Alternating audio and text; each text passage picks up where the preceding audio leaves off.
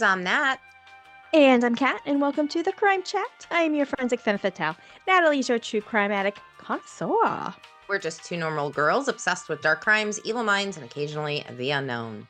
And here is your disclaimer, chatters. The following Crime Chat contains adult content and will have graphic, violent, and extremely disturbing scenarios today. So your listener discretion is superly duperly advised. Yes, you've been warned, but before we get into today's Crime Chat, Kat, what have you done? Well, it's been a little bit since we recorded. I have gone to Missouri. Huh? And came back. We had a death in the family, but it was nice to see family and everything up there. And it snowed while we were up there, and apparently brought the snow back because then it snowed here. And actually, on the day that it snowed here, it was warmer in Missouri than it was here. Really? But you got some really cold weather down there too. Yeah, like 40s, in the 40s. That's crazy. When we were up there, we got his mom to start watching the TV show Ghosts, the comedy. Yeah. You know what? Yeah. You know what I'm talking about? Yes, I do. On, like, Fox or something. It's really good. It's so good. Like watching it again. It's so funny. About the Skeletor movie, right? Yes, you did. Well, I was wrong. It is a He-Man movie. It's He-Man and Masters of the Universe. I started looking into it, and it looked like it was going to be Chris Hemsworth playing He-Man, which perfect. That would be a perfect fit, but It's not. Oh, who is it? They did not cast him. It's a guy named Nicholas Galitzine. I kind of recognize him. Don't recognize the name, but yes, Jared Leto is playing Skeletor. Okay. And Idris Elba is in it. Awesome. I love him. I did finish watching The Terror, and I highly recommend it. Loved it. Watched it's it. Sad that you watched it? I watched it, and Teddy, freaking Teddy. It was amazing. Okay, good. It was amazing. I'm like, it's easy. I'm easy to please. I'm not always the best critic, so. No, it was amazing. It was gritty. Yeah. It was horrifying.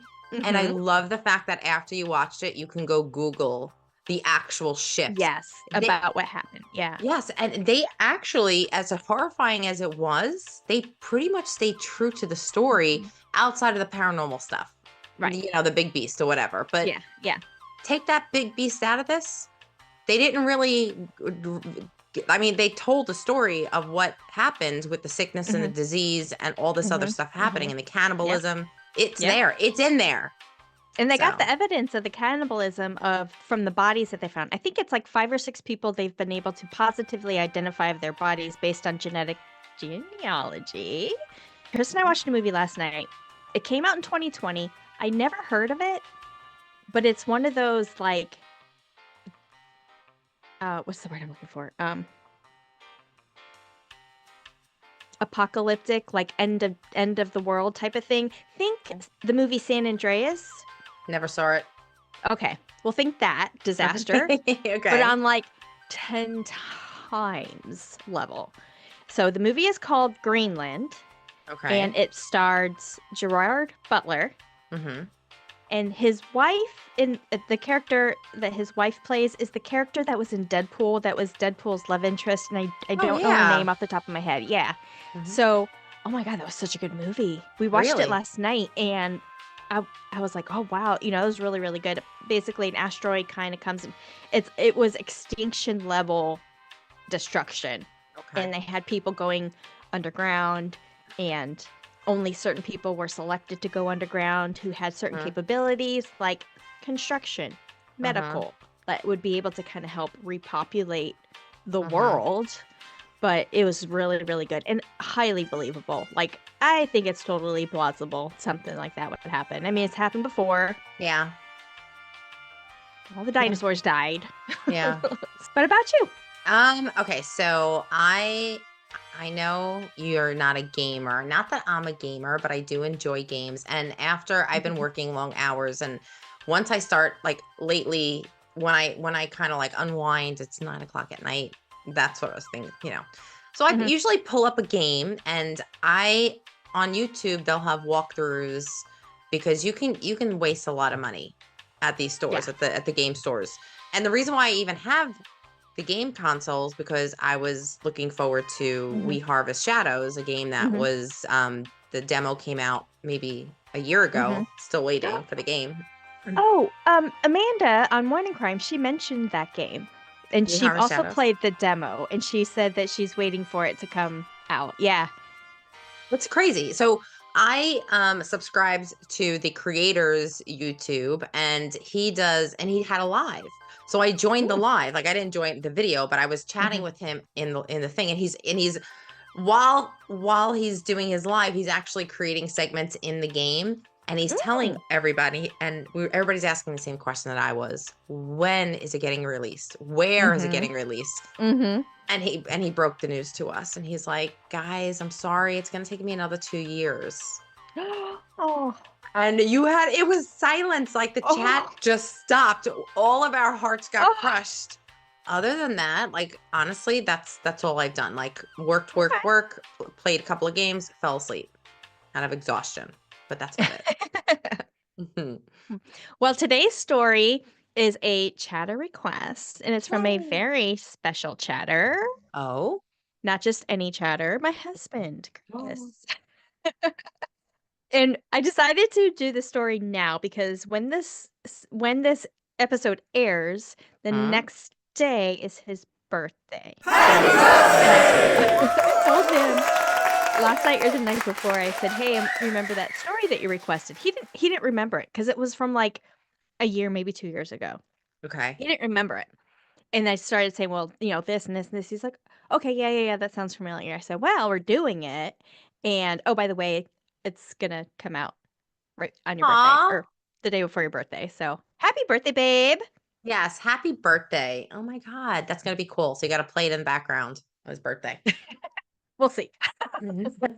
Well, Kat, I don't know what you're going over. I don't know what Chris requested. I have no idea. And I asked you what you wanted me to do as an intro, and you were like, can you do some research on mental illness and the connection to violent crime?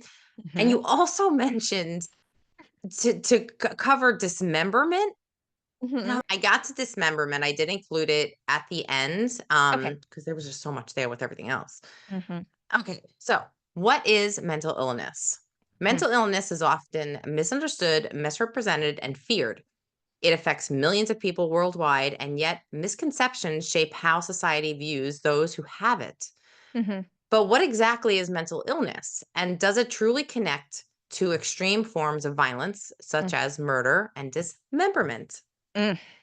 Mental illness is a broad term for conditions that affect a person's thinking, emotions, mood, and behavior. These conditions can be mild or severe and can interrupt daily life.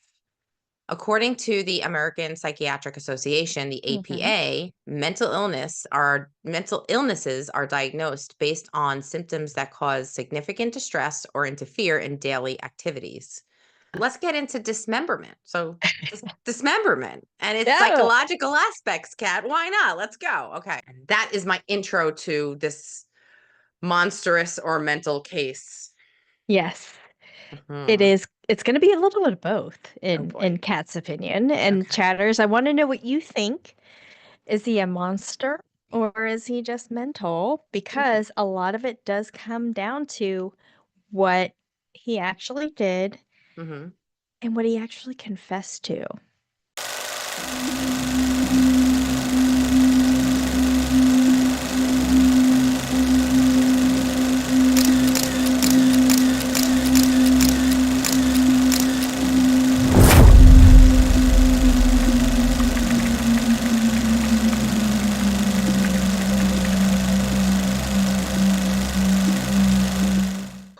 Again, additional disclaimer, this story is very violent, it is very graphic, and if you need to skip, come back next week and we'll have another story for you.